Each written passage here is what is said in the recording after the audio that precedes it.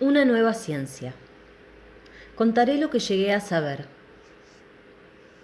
Era 1942, el año en que Silvina Ocampo dio a conocer sus epitafios para 12 nubes chinas. Un hombre alto y melancólico quiso hablar con ella, tipógrafo. Había visto por azar las pruebas de los poemas sobre una mesa. El hombre tosía, como tantos tipógrafos. Desistió del intento. Fue una fantasía, comprensible si se considera la empresa en que había empeñado su vida. Quien me contó estas cosas era su sucesor, en una pieza, un sótano cerca del río. La empresa tenía el aspecto de un montón de papeles, en parte amarillos. Arturo Manteiga, el tipógrafo, Claudio Sánchez, que era quien me hablaba, habían sido el tercero y cuarto en heredarla y continuarla. La parte más amarilla empezaba con una portada llena de rúbricas de la mejor caligrafía. Eran de mano del autor. Circundados por las rúbricas podían leerse su nombre, la fecha y el título del trabajo. Giacomo Pizzinelli, 1852. La influencia de las nubes en la historia. Pizzinelli había observado durante 37 años. Día por día había descrito las formas de las nubes, su marcha, y día por día las variaciones de la política y los estados de ánimo de las élites y del pueblo en la medida de lo posible. Desde 1852 hasta 1889. Al principio se limitó a su ciudad, Verona. Turín fue el segundo paso. Seguía a los acontecimientos. Pudo dibujar las nubes que flotaban el 24 de marzo de 1856, cuando los austríacos se retiraban de Toscania, y las del 17 de marzo de 1861, durante la proclamación del Reino de Italia. Gracias a una recomendación, vino en 1889 como ingeniero de los ferrocarriles. Al mes murió en Concordia. En cama, entre periodos de fiebre, pudo conquistar un discípulo. Muy pálido, anotando a la luz del quinqué, José Manteiga se propuso hacerle justicia. Era un joven boticario español. Tardó un tiempo en transferir la botica y llegó a Buenos Aires el 1 de enero de 1890. Dibujé las nubes sobre el parque, durante el tiroteo entre tropa y revolucionarios. Con qué temblor comprobó que sus formas coincidían con las que Pizzinelli había consignado en París en abril de 1871, días de la Comuna. Decidió consagrarse a un punto que había inquietado a Pizzinelli. La forma de las nubes depende de la distancia respecto al mar, de la humedad, del viento, de la temperatura del hemisferio. ¿En qué medida lo que se consideraba acción de las nubes no era acción de condiciones atmosféricas de las que las nubes constituían solo el signo visible?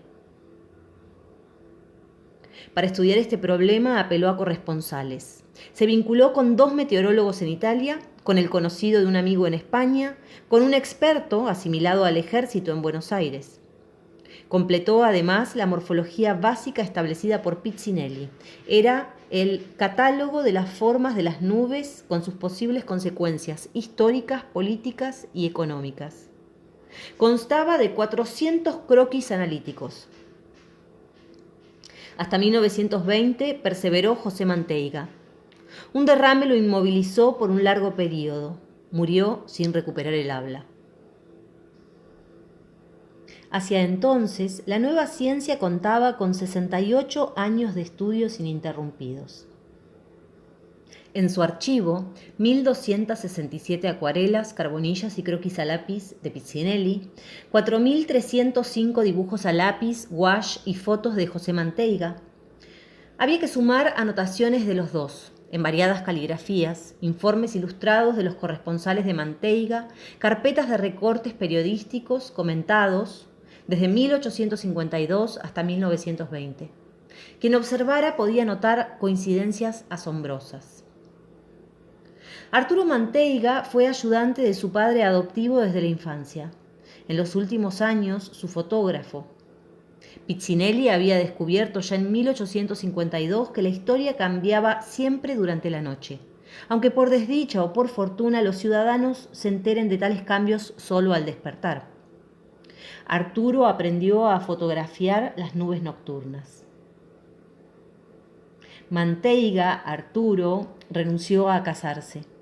Renunció a todo con tal de continuar con la empresa, pero la tipografía rinde poco y la fotografía cuesta mucho. Aquí la nueva ciencia registra la entrada de una mujer, Nora. La nueva ciencia no consigna el apellido. Directora de una casa de modas, un poco gorda, alegre, según foto con Arturo sacada en el Parque Lezama. Durante 9 años, Arturo y ella se aman. Ella se casó después con el dueño de una fábrica de pastas. No era traición a la ciencia de las nubes. El hombre de las pastas ignoró toda la vida que parte de sus dividendos servía para sostener las investigaciones de Arturo. Arturo contó con el auxilio, el automóvil, la capacidad de observación de Nora. En carpetas prolijas hasta lo extraordinario figuraban registradas las nubes que determinaron el golpe de 1943. Y al examen resultaron ser casi mellizas de las que había el 6 de septiembre de 1930, mientras los cadetes del colegio militar avanzaban hacia la capital. Después se pudo anotar y notar las coincidencias entre las nubes que presidieron los movimientos populares de 1916 y 1945. Determinaron, dije. Presidieron, dije. Sí. La gran duda de Piccinelli y de José Manteiga había sido resuelta por Arturo. Son las nubes, no los pobres factores que las forman, quienes actúan sobre los acontecimientos colectivos de la humanidad. Los conjugan, los deciden, los precipitan. Esto quedó claro, establecido. ¿Cómo? Debo apelar aquí a mi falta de conocimientos. Claudio Sánchez, el último discípulo, en el sótano cercano al río, me mostró páginas cubiertas de números. Nada entiendo de números, pero si confío en mi memoria, diré que la explicación era más o menos así. Es verdad, las nubes resultan de un concierto de factores. Sin embargo, ellas no son esos factores. Poseen una energía esencial, hacen la historia. Yo tenía 23 años el día de la entrevista. Era en junio de 1954. Hacía un frío húmedo. Aquel joven frente a mí me explicaba estas cosas. Era gordo, estudioso, pobre. El archivo desparramado sobre la mesa parecía la quinta esencia de innumerables vidas. Era ahijado de Nora. Visitante dominical durante la niñez, la orfandad lo hizo asiduo y querido. Heredó las inquietudes de ella. Después heredaría la fábrica de tallarines. Claudio Sánchez. Los estudios de Piccinelli y de los Manteiga, José y Arturo, cobraron cierto cariz novedoso a través de él. Esa tarde pude ver 2 cuadernos. Conjeturas históricas se titulaban. Describía, sobre bases estrictamente científicas, las nubes del día del asesinato de César, las nubes de la coronación de Napoleón, las nubes de Maipú, de Caseros. Fue en aquel sótano, con aquel frío, en aquel julio de 1954, cuando llegué a saber lo que estoy contando. Como el arte, la ciencia no suele reparar en medios. Claudio tenía un proyecto. 1 siglo y 2 años de estudios continuados, pruebas concluyentes, ninguna publicación. Así resumía Claudio Sánchez el estado de la nueva ciencia. Se indignaba. ¿El inconsciente valía más que el cielo? ¿El capital valía más que el cielo? Se enojaba en una forma impresionante. Y como la ciencia no repara en medios y como urgía una publicación digna, Claudio no vacilaba. Recurriría al gobierno. Su novia conocía a un franciscano cuyos sermones políticos daban que hablar. El franciscano, comparando de todo corazón a los gobernantes con los santos, había encontrado un camino hacia los gobernantes. Bien dicen que el amor despierta el amor. Ese franciscano respondió a Claudio Sánchez con un eco extraordinario. Un tratado de ciencia celestial sobre la política correspondía a un gobierno de gobernantes comparables con los santos. La orden se encargaría de la publicación. 10 tomos, fotografías en colores, biografías de los fundadores de la nueva ciencia, todo garantizado. Debo decir que no hice nada por disuadir a Claudio Sánchez. Como fuera, era tiempo de que el mundo conociese aquel descubrimiento. Por otro lado, en aquel día de junio de 1954, con aquel frío, mi entrevista era casual. Poco supe de Claudio Sánchez, es decir, supe solo 2 cosas. Una, al año siguiente.